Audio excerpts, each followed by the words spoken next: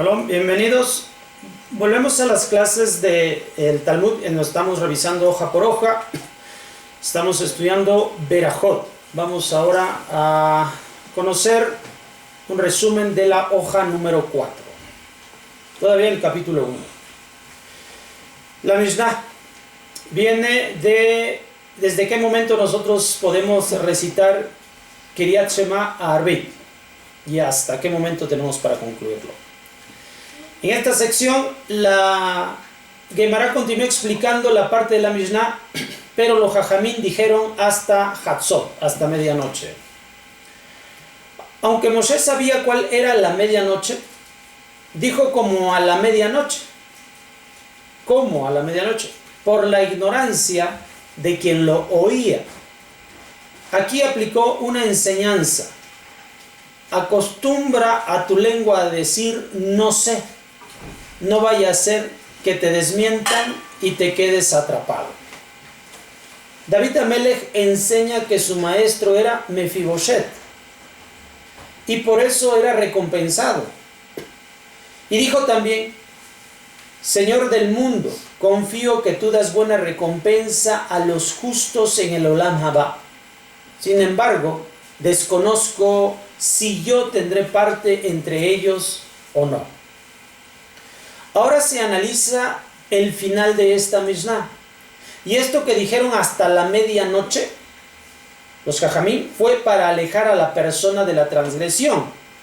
Así hay una baraita que dice: los Jajamín hicieron una cerca a sus palabras, es decir, una halajá. Y así establecen la siguiente halajá.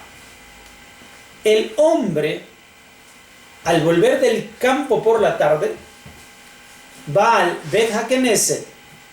Si está familiarizado con la lectura, lee. Si está familiarizado con el estudio, estudia. Y recita el Kiryat Shema y reza.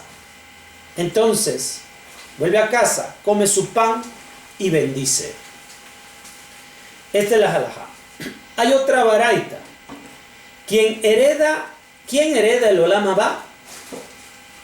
Aquel que junta a la redención con la tefilat de Arbit. Y no solo en Arbit, sino también en Shacharit. Porque la redención de Mitzrayim inició de noche, es decir, el tiempo de Arbit, pero se activó de día, es decir, Shacharit. Se retoma el texto de la Torah. Cuando te acuestes y cuando te levantes. Esta es la mitzvah de donde está explicando ahora la Mishnah y la Gemara para conocer los momentos en que debemos de cumplir con estos mandamientos y preceptos. Se entiende que la primera acción al levantarse entonces es Kiryat Shema. Y por la noche, lo último a mencionar para acostarse entonces también será Kiryat Shema. Pero como hay una Mishnah que dice, por la noche se dicen 2 Berajot antes y 2 después de Kiryat Shema. Y que son precisamente las 2 de después que hablan sobre la redención. Y entonces sigue la tefila, es decir, la Amidah, Shemon Esrei. Y que abre con Dios abre mis labios. Y no inicia directamente con la tefilá. Entonces se considera esto como una extensión del rezo. Así como al final de la Amidah también tiene una extensión que dice que sean propicias las palabras de mi boca.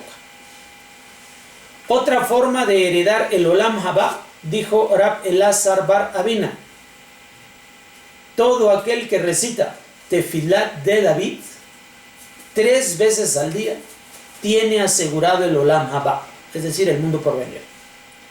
Porque está ordenado alfabéticamente en primer lugar y porque expresa Poteach et Yadeja. En resumen, quien haya hecho Tefilat Arbit en la sinagoga ha cumplido. Las alajot aprendidas en esta hoja son muy importantes. El hombre al volver del trabajo por la tarde va al Bet HaKnesset. Si está familiarizado con la lectura, lee. Y si está familiarizado con el estudio, estudia. Entonces recita Kriyat Shema y reza.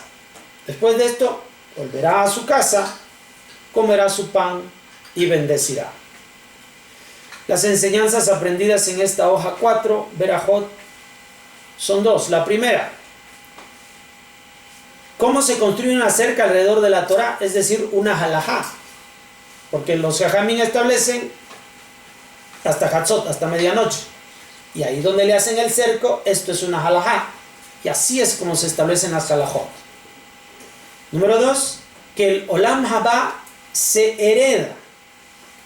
Primeramente, por los que recitan las dos Berajot que van después de Kriyat Shema y se une con la amidad de Arbit. Esa es la primera forma de heredar el Olam Haba. Y el número 2, por los que recitan 3 veces al día el Tehilim 145. Hasta pronto, con la ayuda del cielo.